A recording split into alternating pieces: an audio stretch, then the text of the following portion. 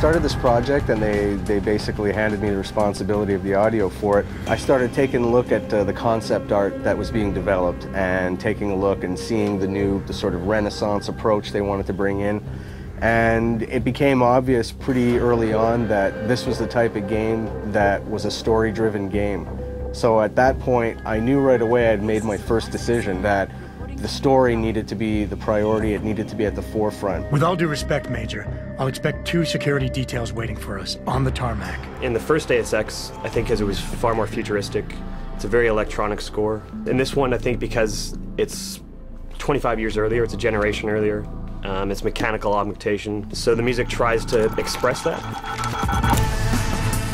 We decided to try using organic instruments to represent more of the human side, and then using electronic instruments to represent more of the augmentation side. It's a lot of acoustic drums, it's a lot of choir, it's strings. Because it's interactive, the music has to shift depending on what the player is doing. Especially in Deus Ex, where the player can play it stealth, or he can play it as an action game, or he can play it socially, the music has to be able to reflect all those different styles of gameplay. Combat is just insane. Making the weapon sounds is obviously the thing everybody gets excited about because it's a lot of fun to make things go boom. We worked with the weapons designer. We went through tons of different sounds, blending all kinds of different weapon sounds, tweaking it. We take real sounds, but we blend these sounds with other stuff. Like, it's not just like 3-4 sound blended together. It's like probably 25 sounds all together. You have to feel the things like they're real, but in the same time, you like to get these things a little bit more than real. Hacking was a fun part to do because it's kind of its own little battlefield in itself. It's you against the mainframe. And when you're hacking something, I want it to feel somewhat cerebral, but I also wanted to have that tension of like, okay, I can't afford to get caught here. We had a lot of ideas on how to work the stealth side. We used distances to decide at what point we wanted to start hearing people. Someone's running. At what point did we want to start stressing the player out with the fact that they've got enemy guards approaching. And in the end, I think we found a recipe that worked really well and creates a really cool experience. We know someone's here. Keep looking. It's a heavy game, it's dense, there's a lot of story, there's a lot of conspiracy, there's a lot of characters in the game. That means the emphasis needs to be put on the people telling the story, and in this case, the actors. It is a time of great innovation, technological advancement. The thing about playing Adam Jensen is tricky because as an actor, when you play anything like film, television, or stage, what you do is you justify everything the character does. You have to. I found your attack dog in the factoring labs.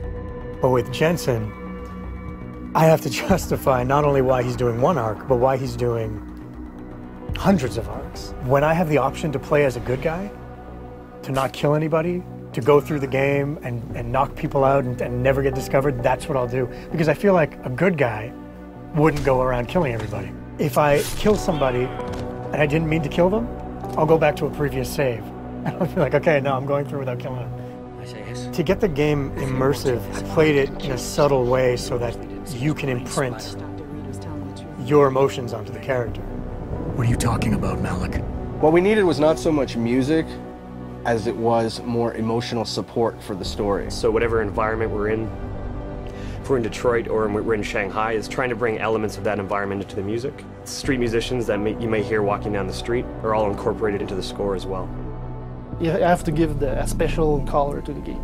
You have to get the vibe of that city. It's not just ambience.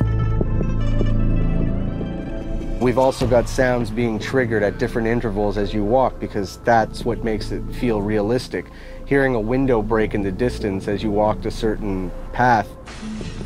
And what's cool is when you walk back the same way, it's not going to be the same sound. It's not baked in. We've got something else cooked up. Now you're sitting there going, okay, well, this feels like it's adapting to what I'm doing in the game, and ultimately that's the illusion you want to create.